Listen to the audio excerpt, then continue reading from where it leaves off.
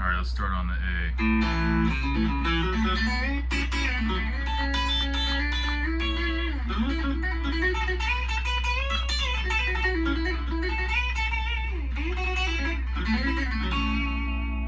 Go to D.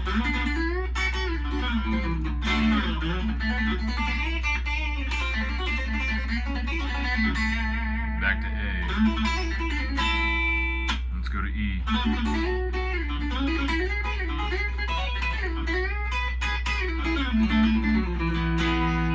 Back to D.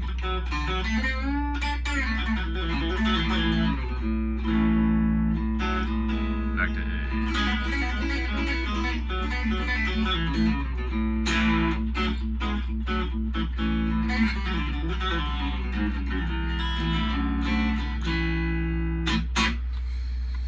Anyways, this is going to be my attempt of trying to explain the CAGED system. So it's basically a system where we're going to try to unlock the fretboard via the 5 main open chords, right? The C, all the ones that spell out CAGED. C, A, G, E, and D, right? So the basic idea is we can take these chords and transpose them, to use a big word, up the neck as bar chords to create basically any chord in any key, any chord out of these shapes, that is. So how we're going to do that is, for this C chord, instead of playing it in the traditional grip, we'll play it like this. So now our first finger is free to do whatever. If we slide that up a fret, now we have open strings ringing out. So we'll bar those open strings. And now we have a C sharp. We slide it up one more fret. Now we have a D chord. So that's basically the whole concept of the CAGED system. Now, important to note, the naming convention of all this stuff is pretty confusing. So this would be called, it can be called different things, but this right here would be called a C-shaped D bar chord. It's because it's shaped like the C chord, the C open chord, but it's slid up 2 frets, and now it's a D chord. Alright, so that's the basic idea of how this system kind of operates.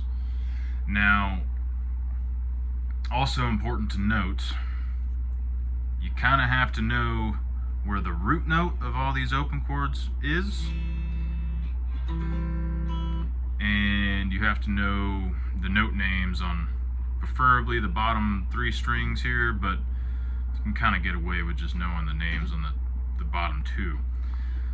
Luckily for us, the root notes for all this stuff is just the bottom note of all of these chords. So this note here, 3rd fret on the A string, that is the note C. And to oversimplify it, that's why we call it a C chord. Same thing with A. This note, the open A string, that's A, so it's an A chord. Same thing with G. That bottom note, that's G. Same thing with E.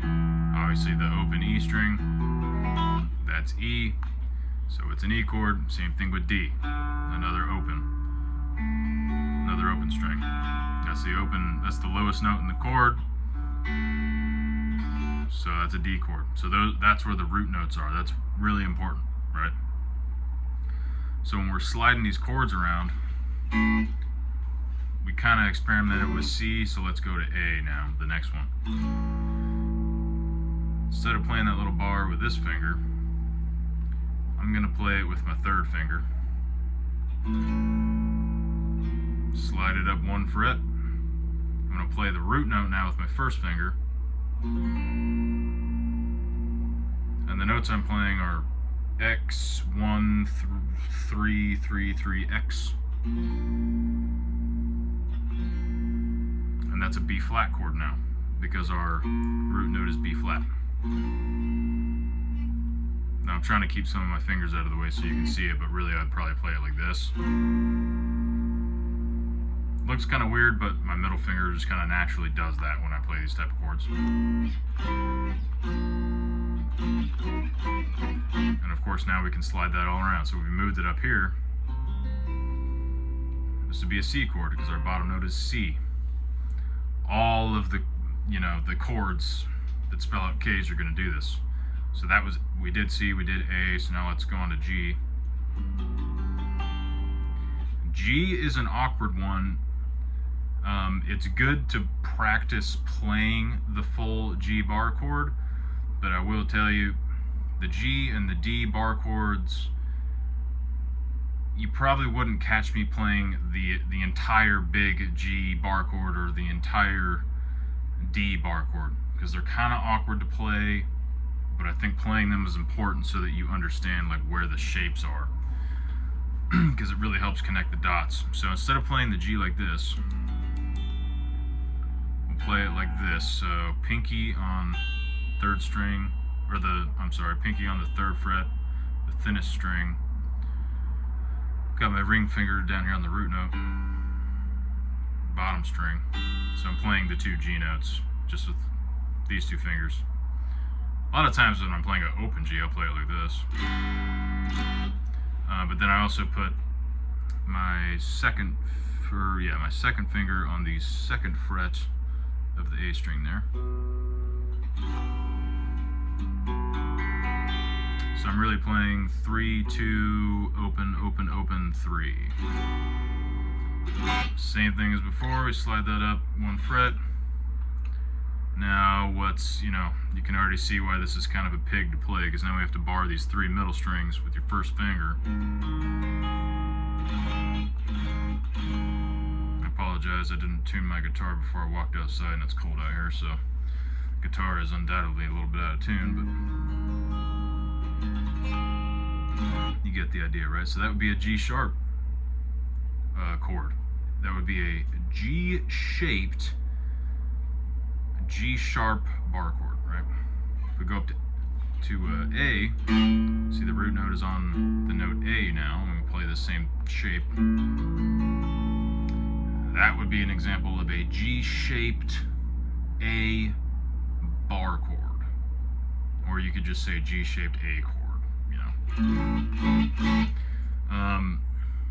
That naming convention, I don't know, I still think it's kind of confusing, especially for beginners, but hopefully you kind of get the hang of it,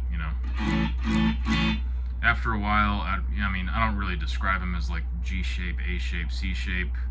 I think it's more of a learning tool. Really after a while, it's just whatever, it's an A chord, It's an A chord, it's an A chord, it's an A chord, it's an A chord, right? Whatever. But yeah, you kind of get the idea there with the G chord. Then the next one is E. If you've tried to play F, that is an example of an E-shaped bar chord. So alright, we'll play it like this, slide it up a fret. I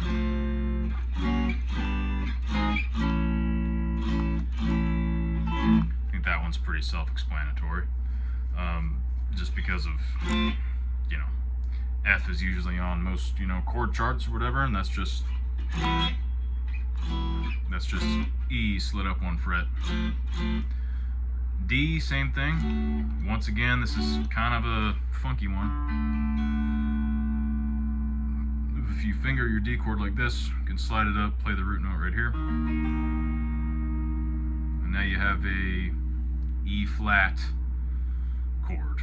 This would be like a D-shaped E flat. So we take it up here. Our root note is right here, which is the note G. So this would be like a D-shaped G bar chord. And that's really the basic idea of the CAGED system. Now, there's a couple different, there's a million ways to apply this. This is kind of one of the huge fundamentals in almost everything that I play, and I know if you go on Guthrie Trapp's YouTube channel, he harps on this to death because it's the root of a lot of what he plays too. And I mean, that guy's really off the chain good at guitar. So I'd definitely check him out while you're at it. Guthrie Trap. He talks a lot about this type of stuff. But that's your basic idea. You just take these 5 shapes, you can slide them up, bar the what used to be the open strings, and now you have chords in all positions, right?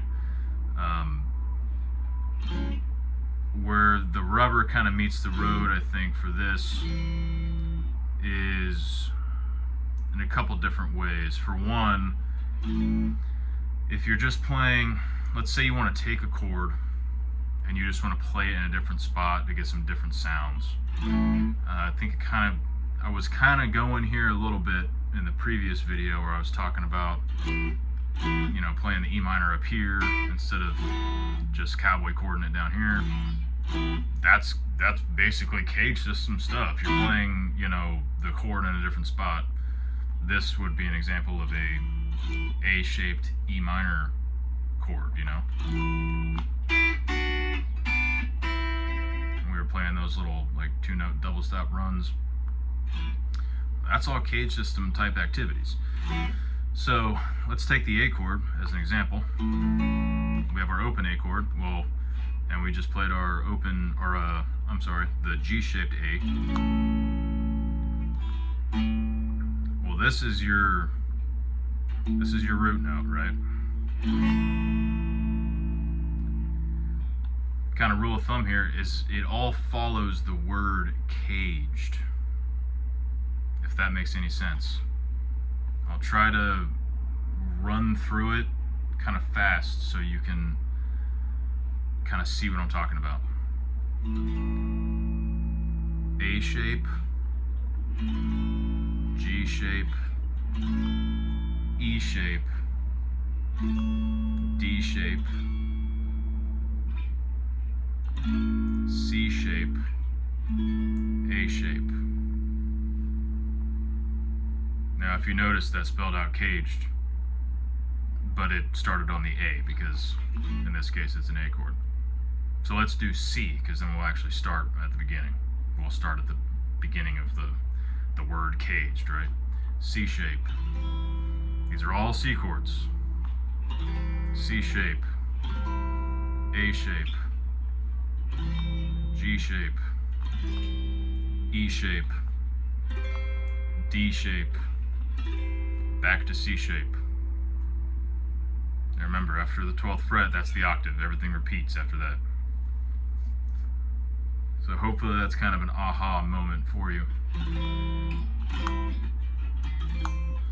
When people say like A shape, G shape, E shape, sorry, I just dropped my pick. What they're talking about is not, you know, they could be talking about just C chords, for example, but they're describing like, oh, I want to play in the E shape. Well, that's your E shape C chord, right? They're trying to describe like the position of where they're playing that particular chord.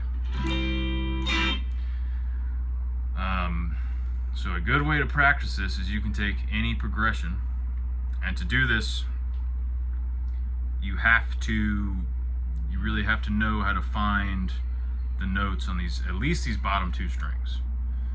And the 3rd string, you kind of need to know where the root notes are to play the D shapes. So I would just say the bottom 2 strings, you really just have to know the note names. I mean, there's kind of no getting around it. You can use the octave shapes that I've talked about to find all of the other notes on the guitar neck. So this would be an example of your octave shape here. G note on the bottom. You go down 2 strings and across 2 frets. Then on that D string, that's another G note. And you can hear it too. Like, use your ears when you're trying to find these octaves if you can't remember the shapes. So if you know that that's the note G, you know that this is the note G as well. You can move this down 1 set of strings. In this case, this is the C note. Go down 2 strings and across 2 frets. you've arrived at the next note C.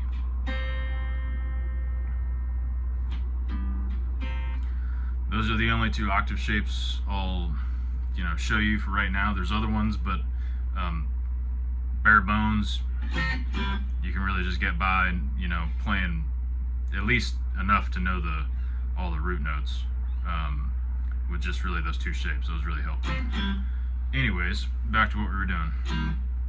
So you can play any chord progression in the span of probably 3, 4, 5 frets anywhere on the guitar neck. So let's put that in practice. And matter of fact, let's just use the same chord progression we've been using. E minor, D, G, and C. Also important to note, any variation on a chord like a minor, because we know a minor chord is only one note different, right, than the major chord. All those apply to your bar chords because it's all all you're doing is sliding that shape up. So you can do the same thing with all these bar chords. You can take your A chord in the E shape, for example, lift off this finger just like you would do with the E chord, and you have an A minor, right? So for example, we know this is the note E. We're going to go an A-shaped bar chord. This is an example of an E minor. And one thing I do want to point out, quick side note, I'll just play an E major as an example. The A-shaped bar chord and the E-shaped bar chord, this would be a B in this case, are by far the two most common bar chords, I think. And then if you take the bottom 3 strings of those chords, you have power chords, but that's a different topic. But I think in general, the A shape and the E shape are probably the two most common. But anyways, back to our little chord progression. So here's your E minor, because this is the note E, right? And then instead of playing E major, we know from our A minor, right? It's only one note different from the major. Playing this note makes it the major. Playing that note makes it the minor. Same thing with your bar chords. So that's an E minor chord. Now we want the next chord in the progression is the chord D. Or was it? Yeah, it was D. So we have E minor, and then we have to find the note D on our bottom 2 strings to play that chord, right? Well, this is the note D right here on the 12th fret, or the 10th fret of the bottom string. So what we could do, for example, is play a G-shaped bar chord. Once again, I'm doing this to show you the shapes, and I think you should too, but I probably wouldn't play this entire chord like this, but I think it's important to help connect the dots and really help you see the shapes and how this all connects. So you have E, D, and then our next chord was G. Another quick thing you can do with these octaves to get yourself to a position. Use your octave shape, and then slide up on the next string up, because the notes kind of repeat, across the neck. So that's the note G. What we could do there is play, for example, a C-shaped bar chord. So now we have E minor, D, and G. So our next chord was C. The note C is right here. So what we could do there is play an E-shaped C chord. So now your whole progression would look like this. if I can remember it all, because I just coming up with this on the spot.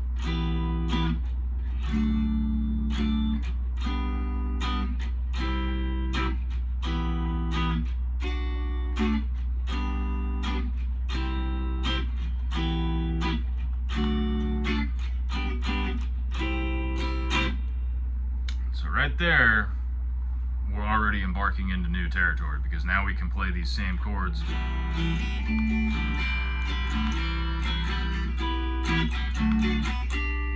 in a totally different area of the neck, and we can create totally different sounds.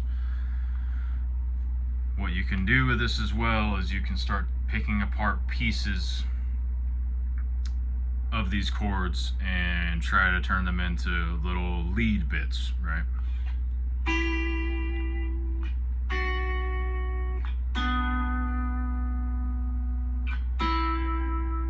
So that would be an example of something you could play, and you